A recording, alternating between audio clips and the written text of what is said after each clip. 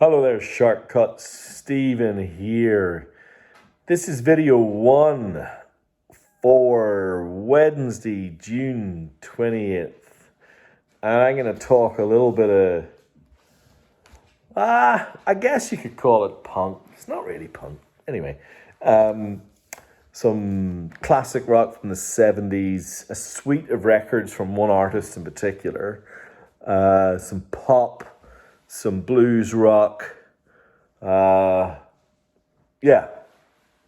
I think you might like this. Now, this t-shirt might give you a clue as to what the first record is.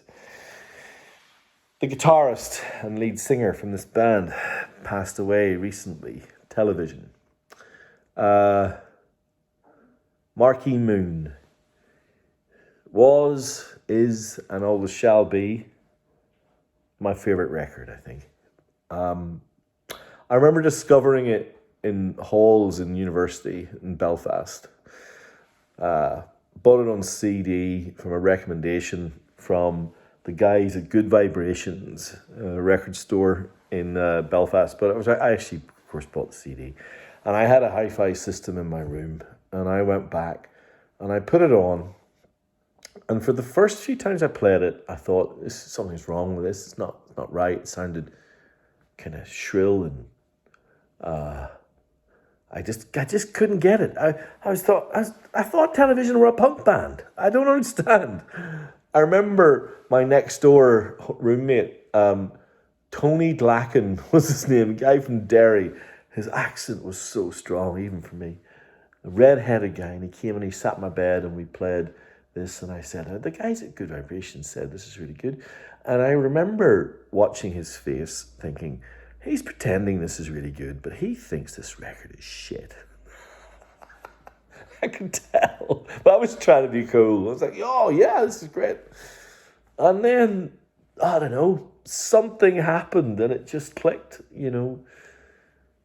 Biff on drums, Fred Smith on bass.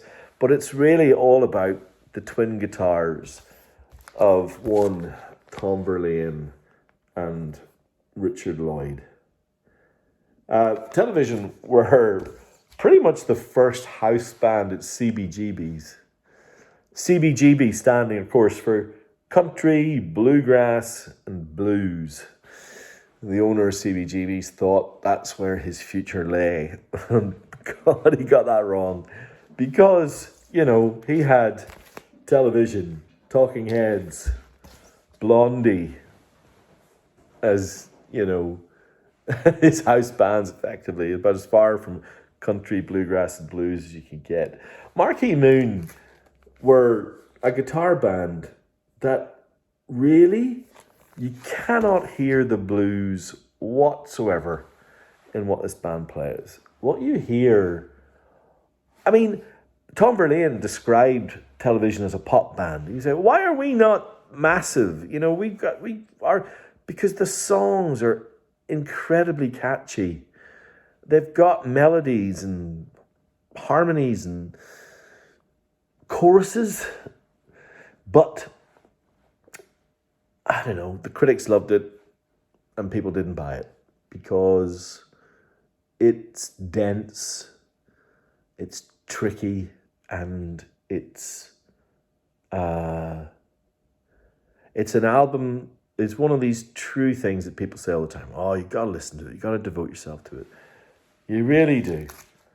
Marquee Moon by Television is an all-time stonking, stone-cold freaking classic. The 10-minute long title track is the fastest 10 minutes that you'll ever have. It's an amazing song that at no point loses its completely compelling story and just flow.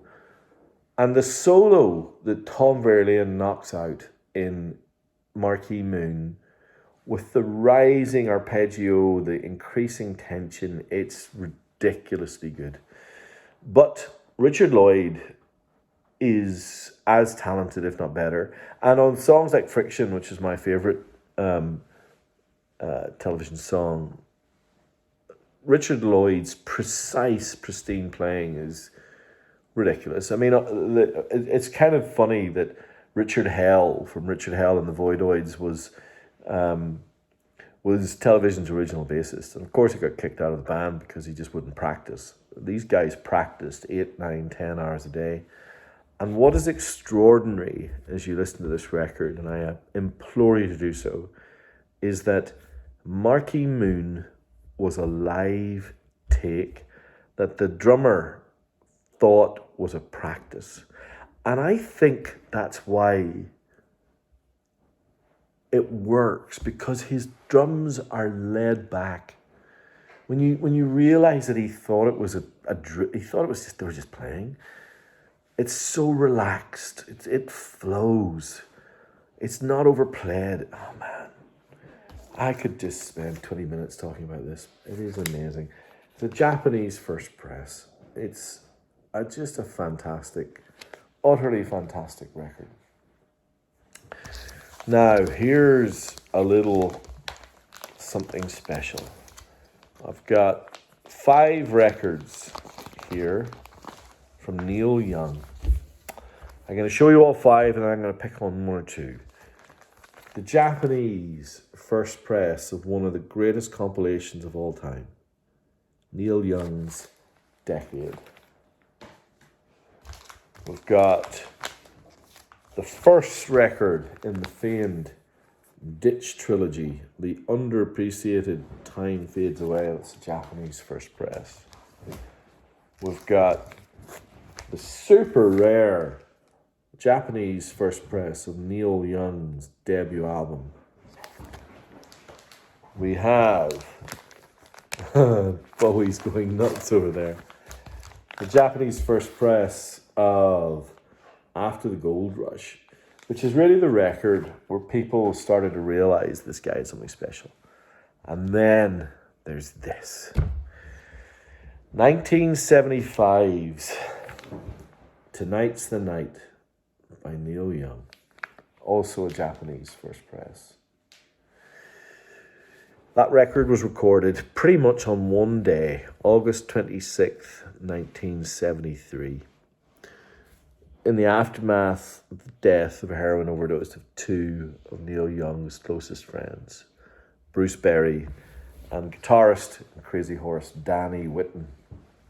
And the record was shelved for 2 years because, well, you know, it's a grimy, sludgy, emotional listen. Bowie, stop. It's really, really, really something. And of course, when it was released, there were those who said it's so sloppy, it's error-ridden, it's out of tune. It feels like it's not a record. And all of those things are totally true. And they're all part of the reason why it's a stone cold freaking classic. Look, I thought about splitting these up, but Decade, Time Fades Away, Neil Young, After the Gold Rush, and Tonight's the Night are all utterly magnificent. What do? The guy's a genius. After you consume 5 records of Neil Young, you might need a little bit of light relief. This is where the next record comes in. This record is consistently appears now in the list of the greatest British pop albums of all time. And which is interesting, because at the time, it wasn't that well regarded. And it's got a really interesting history. Firstly, let me tell you what it is. It's Duran Duran's Rio. Now, this record is seriously hard to find in the Japanese copy because of a few things. 1, its resurgence in popularity. 2, it's the original UK mixes of the album, and I'll come to why that's important in a second. And thirdly, the bass sound on this record in the Duran Duran forums is renowned. This is absolutely considered to be the greatest pressing of this record. And so, why are the British press's comments, why is that so important?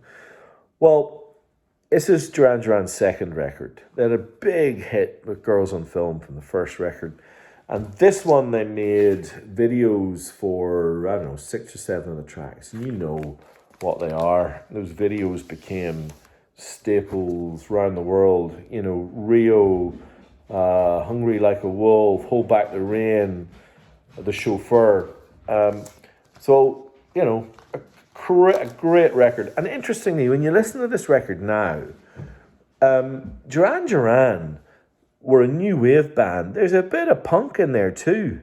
Obviously, there's the synth pop, but these guys could play, and the bass sound on that pressing is stonking. And so you're like, I can understand why it's so popular. But in the US, the band started to catch on. I can't remember who it was they supported on tour. But this is just madness, but it's true. The US wing of their record label, let's see who it is. I can't remember, but I think it's EMI. They decided to remix some of those key singles that I just described, but to remix Duran Duran in order to sound more like Van Halen. They wanted to pump up the guitars, and they wanted them to be more like a hair metal band, which is just what the hell. I mean, this is a period where British pop was dominating the American charts, as it was.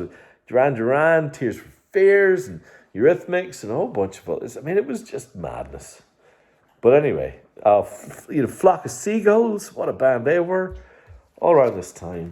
But this may well, up there with Flock of Seagulls' debut, is the best record of that era.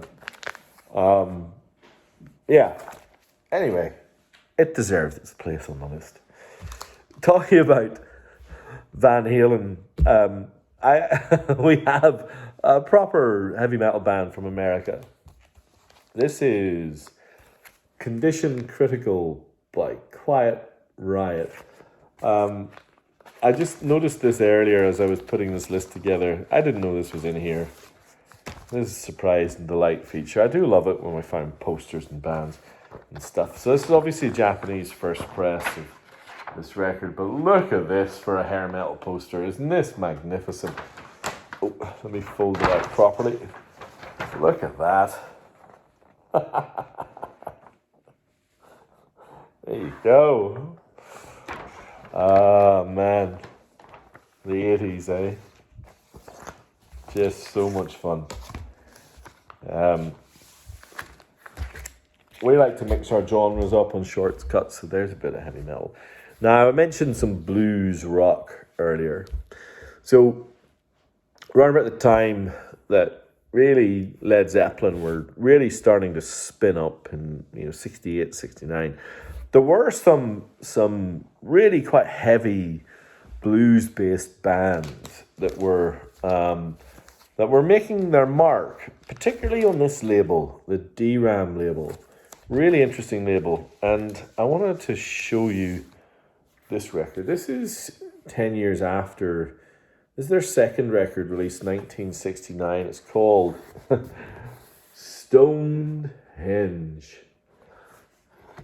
And it's a really interesting, really ballsy, blues-based rock record with that big guitar organ sound and, drama. And a really cool cover.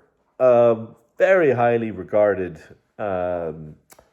record. I've got a couple of folks in the group who are big 10 years after fans, and they rave about that record, but it's also one of the hardest to find, so it's why it made the list tonight. Now, there's a couple of things that I like to do for records to actually make their way onto the video, and that is that if there's a record that gets extraordinary feedback in terms of sound quality, or that just one that when I get it, I folks from the group have just said this thing slays, and so I'm going to come back to this pressing again, the 1977 Japanese pressing of the Doors' debut album. It's P103348.